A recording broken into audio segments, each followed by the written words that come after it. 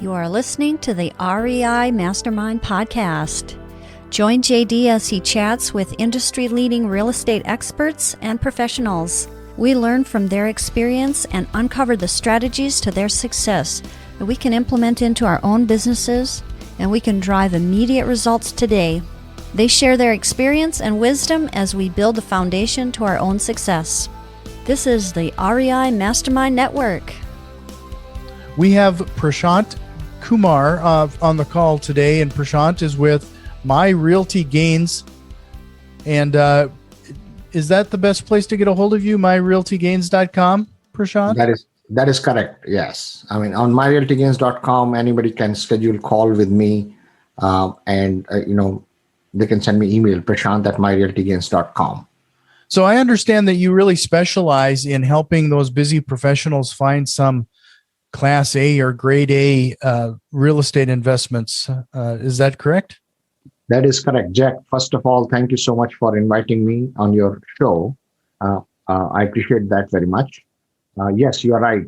My goal is to connect with the busy professionals, like doctors, lawyers, who don't have time. I mean, there are a lot of. I was talking to somebody who's a PhD literate, and he spends like 15 hours a day in his lab or doing the research, right? So I mean, even when I was working full time, I never had time to even think about other things, right? Mm-hmm. Forget about doing the right level of research and making sure my investment is growing, right? So most of us, those who are in stock market, they do not have the insight into where else can they invest money, right? Mm-hmm. Even if they invest, they end up buying only one single family or a couple of single families. They feel that just to gain the pride of ownership of the real estate. They do not know that they are creating second job for themselves. And many times, if you compare single family versus multifamily or single family versus commercial real estate, you would realize that multifamily outweighs the benefits of multifamily outweighs single family investing by leaps and bounds, right? So my goal is to continue to educate, all of my friends, family members, or other investors to understand why are you not taking the benefits. You own real estate. Instead of owning one single family home, you are owning percentage share in an LLC which owns the multifamily, and all the professionals are managing your asset for you. Yes, they are taking a little bit cut, and of course they have to make money also, but in the end you are getting your money's worth. If you are making 15, I'm just saying on an average, typically, people end up making at least 15% year over year. Annualized return on a multifamily property. I'm talking about the projects which are working. So don't quote me on that. But if you are making 15% return on your money, what else do you want? Without doing anything, you cut the check, you sit idle, but keep monitoring. At the same time, keep monitoring what is happening. So any questions you ask, they are answered. So my goal is to connect with those busy professionals, tell them what is possible for them, because 99% of people don't even know that something like this exists, that they can invest passively. Right. I'm pretty sure. I'm from India. I came here 25 years ago. 80% of Indians are in IT world, and I was in IT world too.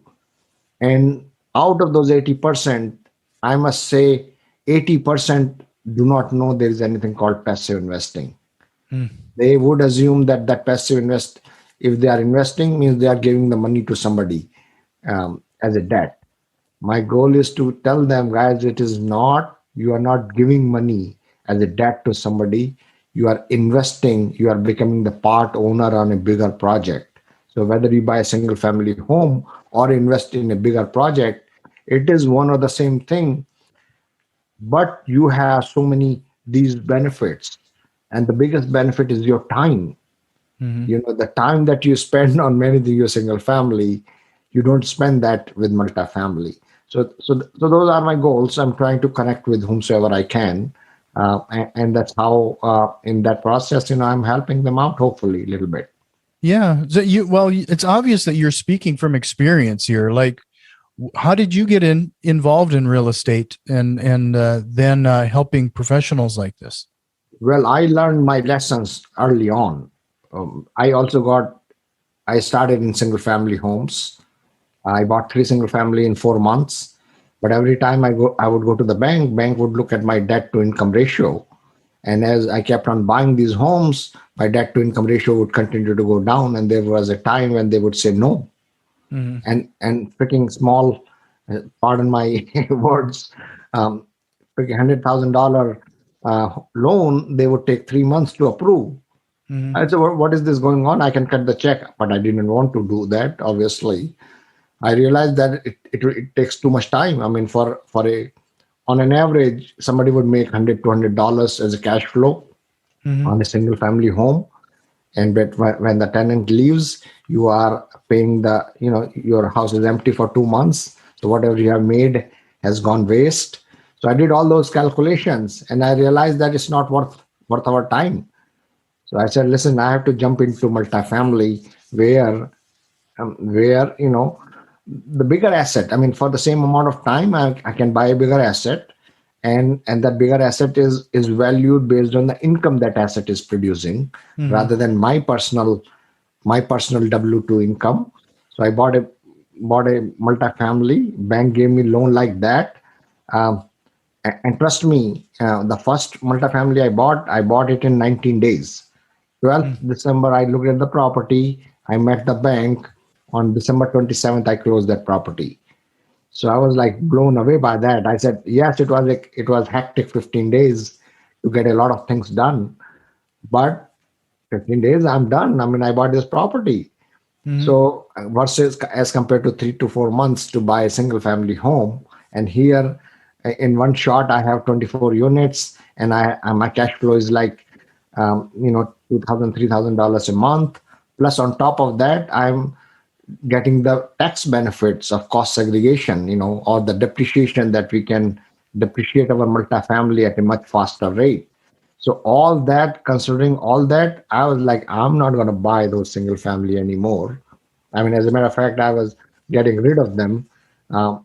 So I just got hooked up to multifamily at that moment. It was a small unit which I bought for myself, and it was giving me $2,000 3,000 a month. And the depreciation benefit, I mean, I could write it off, a lot of it from my W-2 income. Mm-hmm. But slowly, I gained the real estate professional status also. And then there was no stopping. That's how I started. Sure. So then where did My Realty Gains come into play? Like, how did you move into helping other people find this Yeah. path? So once you have bought one multifamily for yourself, or two, actually I bought one more after that, 72 units, then you are kind of out of money, right? How much money do you have? How much can you buy for yourself? Mm-hmm. So I was out of money, and then I said, what should I do now? I mean, then I got exposed to the syndication world because I had already gained so much experience. So I got involved with the syndicator. I started helping them out on their projects. So I learned the syndication business. Right. I realized that yes, I have to put money in my projects, but I need to do bigger projects. Right now I'm doing. I mean, the first project I did was 500 units, by the way. I mean, I couldn't have, I wouldn't have $8 million to invest in that $25 million project. So the money had to be raised. So that's how I learned the art of raising money. But the one thing I realized that the most important thing is it is not your willingness to tell. It is the education which is missing. I cannot tell you. I mean, we are not salesperson, right? We are not selling you investment. Mm-hmm. We are educating you so that you can make a appropriate decision for your situation. Mm-hmm. My goal is to communicate to you what are the benefits, and because of my experience, I tell you different advantages and disadvantages of different things. But it is you who have to decide for your life whether you want to invest or not, and you cannot decide unless you know about it. I Mhm. cannot decide to invest in crypto if I do not know how crypto works, right? Right. So I Right. have to take my time to educate myself, or somebody else educates me on the same thing. It has to go to my head Mhm. before I can invest. So that's my goal. I mean, my goal is to educate, and it's all free education. It's nothing. We don't charge. I mean, I don't charge anything, or it's just free education, connecting with the people, bringing them up to the speed, with an intention, with a positive intention that hopefully in future they will invest with us. And even if they don't invest with us, they would still remain our strategic partner. I mean, they are out there, they would remember us, and maybe they will bring us some deal. Maybe we'll bring them something else in future. So it's just networking basically to me. Right. So, So you brought up the syndication thing. So if somebody was interested in looking at syndication as an option for their investments, what kind of questions should they ask like a syndicator to make sure see, it's a good fit? yeah, see, first of all, you have to see, the person has to realize what is their objective, right? They want to. So let's say if I want to invest somewhere, I would like, and for me, let's say cash flow is my objective. Hmm. So I would ask the syndicator, what kind of deal it is. Is it a heavy value add, or is it a more stabilized deal where you are giving the returns, whether you are generating the returns from day one? Because in a heavy value add scenario, it is difficult to generate returns because a lot of money goes in the property for certain duration. Although investor make money, but those returns are deferred. Hmm. So one is what kind of property it is, right? Hmm. Number two, what is your track record? Can I check your references, right? It's very important. I Right. mean, you are putting your hard money with somebody, and you don't have any reference point, and you are investing with a rookie person, then you are likely to be burned a little bit more than other places. So what is your track record? What is your what kind of property it is? How many projects have you done? What kind of returns have you given to your investors in past? What have you learned from your failures in past, right? Hmm. So more than anything else, it's more like background checking, making sure the syndicator has been doing it for some time. And then you start talking about the property related question, what kind of property it is, how much you're buying it for, what are your fees. You are not They want to make sure that is they are not charging excessive fees, and what kind of deferred maintenances are there, right? I mean, what kind of experience, what kind of teams do you have on the ground to take care of those deferred maintenance? What kind Hmm. of property manager have you used? The property manager in past, what is their track record? Right. So there is a whole list of questions, like 100 questions that we can ask to make yourself comfortable. Many a times, what happens is, if I know somebody, if I know you well, I know you that you have been doing business very well, then I would not even ask any questions because I know you are going to do well anyway. But if I Hmm. do not know you and I want to invest with you, I would ask all these background related questions Right. to make me feel comfort. So you have to make me feel comfortable. Important thing is people don't invest in a deal. People Hmm. invest in people. You know, Right. Right. so that's the real point I want to make sure that I'm communicating. I would not invest in some blur, something which popped up on my screen and gave me like, oh, you're going to triple the money in 5 years. I'm not going to invest into that. I would rather invest with, let's say, if you have a deal which is maybe giving me only 2 times in 5 years or 7 years or 10 years, I would be more comfortable. So, so these questions are to judge where the syndicator is coming from, what is the background, and what he has done with other investors. Because nobody is bad, but if you are immoral in some ways, then words go out, right? I mean, people Hmm. know about them. So you do your due diligence beforehand, and learn about the. I mean, any questions I can answer specifically. Look at the underwriting to make sure underwriting is conservative. I mean, even in the COVID time period, are you projecting 3% income growth year over year? I mean, that's like no. I mean, in a conservative underwriting, you would say I'm projecting a negative income growth this year. Maybe next year is zero, and after that maybe 1 or 2%. If somebody said no, I'm gonna project 3% year over year, they are. I mean, maybe that will happen. I'm not saying that that will not happen, but you want to see, measure how conservative you are, is the syndicator in his projections. What is Sure. the expense growth they are projecting? What is the current expense growth? And what does the new property manager bringing to the table? What is his track record? Where have they limited the expenses? How have they reduced the expenses rather than increasing it? Hmm. So those kind of questions that need to be asked, basically. Sure. No, that makes a lot of sense. So I'm gonna change the script a little bit though. Since you've been through this process now, setting up a syndication, if somebody was thinking about setting up their own syndication, what are some of those things that you've learned along the way that kind of surprised you when you were setting it up? Well, that's a that's a very good question, and one one one thing I would say that important thing is take baby steps. Hmm. Le- Learn to walk before you start running, and Well, that's the you did exactly that. You went and actually helped another syndicator learn the yeah. ropes before you jumped That head is first, right? that is true. That is true. That's what exactly I wanted to communicate, is learn the ropes of the business, because it is a big business, and the dollar stakes are higher. So, I mean, as you know, to learn it, you have to do it correctly with somebody, which I did. Um, and actually, the first deal that those syndicators had done, they were burnt.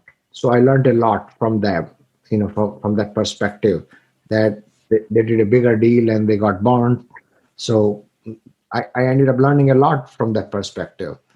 So never go in something which you cannot handle. I mean, if you have friends and folks whom you already know that they are doing it and they are your partner, that's a different story. But if you are going, from the get go, if you want to go into a heavy value add 500 unit apartment complex, you are going to burn yourself. So that's Hmm. the most important part, in my mind. Sure. No, we're going to change the topic slightly because, one of the big proponents that you've been pushing too, and is the concept of building that generational wealth. Can you talk a little bit about how, especially through what you're talking about, passive, that's a possibility? See, I'll tell you the compounding effect, right? I mean, when you are investing, when you have money and your money is making only 1% or below 1% in bank, right? You are going to make, you're going to, you have, I mean, it's not going to be doubled in 30 years. It's just not Right. going to happen, right? If your money is making 3% versus 7 or 8%, you would be, if it is 8%, you probably would double your money in about 9 to 10 years, right? Hmm. If you are making 3%, you are going to double your money in about 33 years. And on top of it, you will be paying taxes also every year. So you Right. probably will not be doubling your money before. I mean, it's very highly unlikely that you will double your money, because your valuation, your money's worth is going down due to inflation also. So Hmm. you have to invest into assets where we have returns higher than inflation, number one. Number two, you are able to attain the compounding effect on that. And number three, you are able to hopefully save some on taxes also. So if I really give you an example, bank versus CD versus stock market versus multifamily. Multifamily has been rated as the highest asset class in commercial real estate. And in multifamily, if you are making 8% return tax free, you can potentially quadruple your income, quadruple your money. Your 100,000 can become 400,000 or 800,000 in 7 to 15 to 20 years, basically. But while if you are investing in CDs, you are actually decreasing the value of the money. So generational wealth, if you need to create, you need to invest wisely in the assets where you are getting consistent return. Right. So 8% is just the cash flow I said, but in multifamily, typically people are making anywhere from 15 to 20% return. Mhm. And that return once compounded over 10-year period, you are going to quadruple your money in 10 years. I mean, 5 year double it and again double it again in another 5 year and keep doing it. So your 100,000 could become 200, 400, 800 and 1.6 million in 20 years. So that's like that 100,000 you just keep investing every 3-4 years and sit idle. In 15 to 20 years, you would have 1.6 million in your bank account.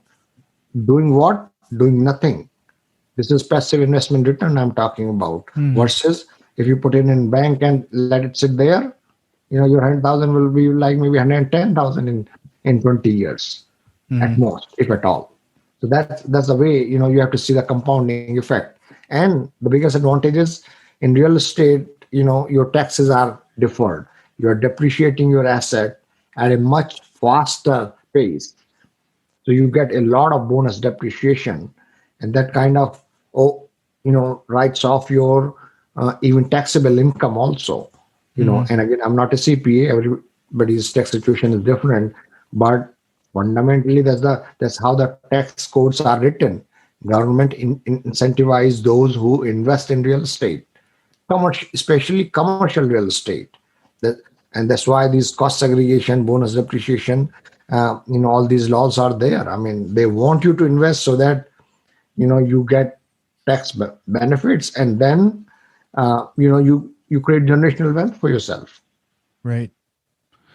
No, so we've talked about quite a bit of stuff here today. So I'm always interested when you're as a syndicator, then this is going to be a question out of the blue. Like when somebody's coming to you for the first time and this syndication concept is new, how do you where do you start? I mean, it sounds like you're talking about a lot of professionals. You mentioned some of the people, maybe at least at first, a lot of the people that have come from India, they don't even, this is a new concept for them.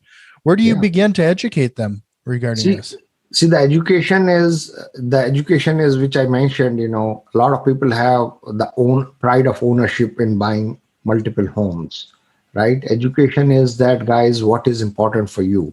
Do you want to create time for yourself, or do you want to just remain busy in doing what, or you are creating more jobs for you? Every time you buy a house, you are taking additional burden on your time. And that time is away from your family. The most important thing that is communicated is that can you make that kind of return or more without doing anything, by freeing up your time rather than you doing all the research. um, let professionals handle this and give you better return on your money than you doing it by yourself. Mm-hmm. And by doing so, you can do better in your job. And if you are a consultant and if you have that mindset, you can use that time to the primary skill. I mean, a doctor can take care of more patients. An attorney can take care of more cases. A software programmer can do more work or a second job or whatever. Mm-hmm. You do what you do best more, rather than spending your time into doing which is going to just take away time from your busy schedule, Right. right? So that's the basic education. Or spend time with your family, because that is invaluable time. So that's how the communication starts, right? I mean, what do you really want to do? I mean, do you want to just continue to buy these or homes and start rushing after them? And some people say, yeah, that's my way of doing it, and it's good for them. I mean, if they want to do that, that's fine. But everybody's situation is different. I mean, and that's my message, which I give to them. Sure.